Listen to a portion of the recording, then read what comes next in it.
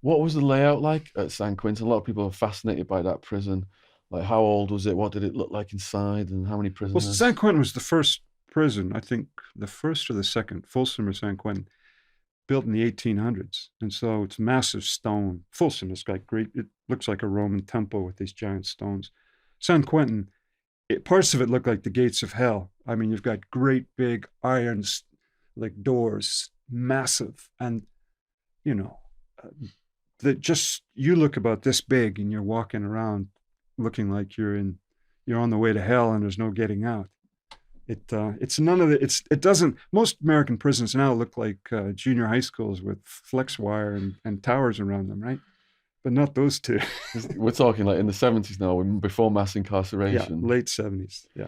And was it like the stereotypical guards with the chewing tobacco and the aviator sunglasses? Well, the guards were all right because basically they just wanted an easy life. So if you weren't stabbing somebody in front of them and you weren't throwing shit at them or doing something very antisocial, they wouldn't bother you. It was different from what I can see goes on now. It was like we were left to it. And so in some ways, San Quentin was like it was like a mini, I don't know, you call it a pirates kind of like one of those towns in the Caribbean. It's just full of pirates, and we were all there. And you didn't have that. They didn't care to get in your head. Put it that way. There was no there were no trips to the psychiatrist. Nobody was asking, you weren't obliged to come up with some narrative to explain your criminality. I mean, and certainly in Canada, probably the same in UK.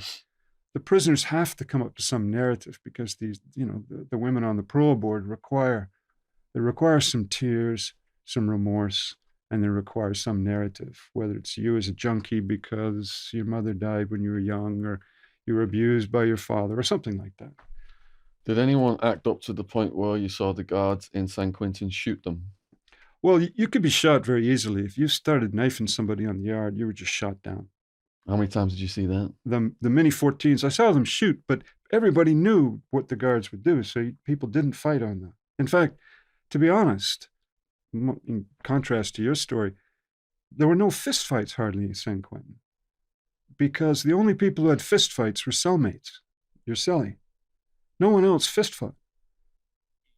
Any confrontation that turned into a confrontation, somebody got knifed or piped or thrown off the tier or so that your story sounded a lot like county jail to me, Yeah.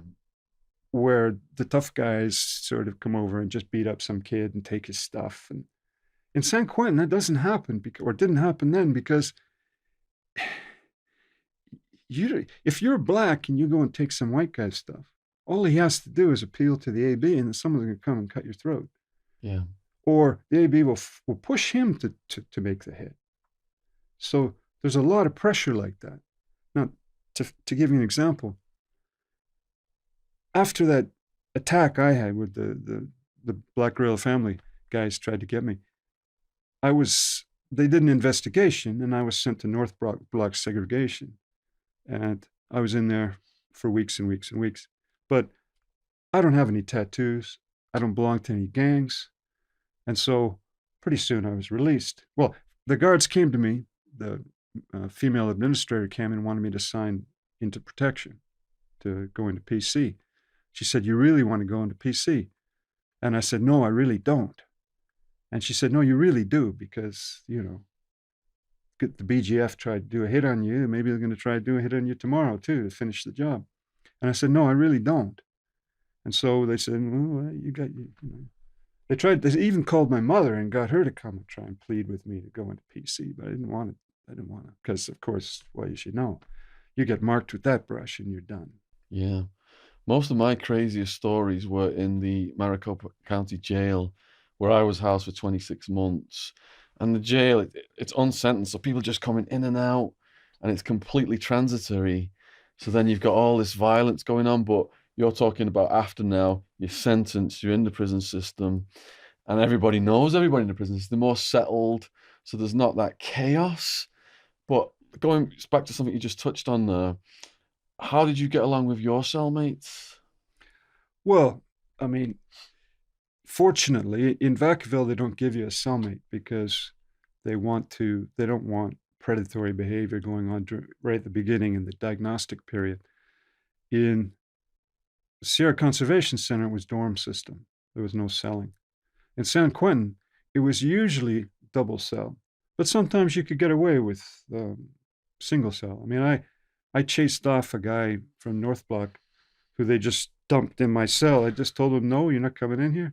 And he looked at me and said, I'm from North Block. I said, I don't give a fuck where you're from. You're not coming in here. And because I was trying to keep the cell open for my friend, a friend of mine, who was coming from Folsom, and I wanted the cell to be open because if it was open, then he could move into my cell without any drama. But if this guy was there, it wouldn't work. So So if you told him he couldn't come in your cell, did that then create a problem with the guards? Did they come to you and say, well, why the fuck aren't you letting him in your cell? no, because he's not going to dry snitch like that. Okay. You know, there's direct snitching where you, for example, just say he did this and the guards read it in the book. But there's dry snitching too. Now, to dry snitch somebody, for example, this fella here is punching him in the head. I'm a policeman. Now, if you look at me and then look at them, even though you don't say anything, that's dry snitching somebody. Yeah, but if you can't get in your cell, he's going to go back to the guards and say, I need a new cell. And they're going to say, we just told you to go in cell D7. Yeah. Go back to D7. That's your Oh, cell. he'll just say, I really need to go to another cell. I see. Gotcha. Yeah. And they understand that. Okay. So there was more leeway back then. Yeah. It sounds wasn't, I mean, I've seen pictures of San Quentin now in the gym we used to work out in. Now it looks like it's got 500 people in, bunk beds, right? So, Did you end up getting your friend in your cell? yeah, I did. So that succeeded. Yeah. And because, maybe where you were, the guards made those kind of designations. But in San Quentin, if two guys wanted to go to the same cell, they just gave some cigarettes to the inmate block clerk. And he would just get the guard to he'd just have him paper to sign, and the guard was signing all kinds of documents every day. And he'd just sign that one too. It was sort of like, like one of these comedies you see, Dad's Army or something. Yeah, we had the Italian Mafia guy who was running our building for a little bit in the jail. And he completely corrupted the guards. And at night, we were all locked down. He's outside smoking with the guards, giving them orders. And we could just go to him and like say, we want this guy to be our cellmate. The next day, the guards would just bring you a new cellmate. He totally, I've never seen anything like it. I thought, you see these movies like, what is it, Sopranos or Goodfellas and stuff like that, where they're all cooking up the stuff in the prison and the corrupting things. But I thought that was just fiction. And then I actually saw it with my own eyes in the county jail. Oh no! Well, I mean, the Italian Mafia, they've got serious. I mean, everybody's heard of them. The guards have heard of them. Yeah. And if you think of it from the other side, if you've got reach into the community, what's a guard want to do antagonizing you? I mean, really, what does a guard? Why would he want to do that? Yeah. Just do your job and open the doors, shut the doors, take him to chow, bring him back. But to individually antagonize prisoners, yeah. There's no sense to it. And it's easy to bribe them as well because they're on not much pay and all that stuff, taking the danger. What was so special about this guy you wanted him as your cellmate? Well, I mean, if you have a friend, someone you can trust, that's who you want as your cellmate. So if guys run into the cell, you want a guy who'll jump with you, stand shoulder to shoulder and fight. What you don't want is a guy who'll just lean back and let them take you out. And that's basically it. That's the fundamental rule. If you have some guy who you don't trust, then, you get taken out any day. But if people know, those cells are pretty small. And if two guys are standing shoulder to shoulder, no one's coming in. You can stop it.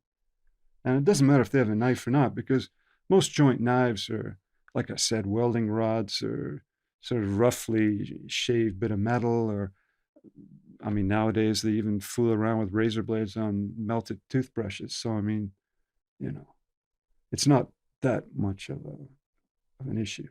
Was this a friend from the earlier part of the prison, Vacaville, or was it a friend from prior to prison? No, from Sierra Conservation Center. Okay.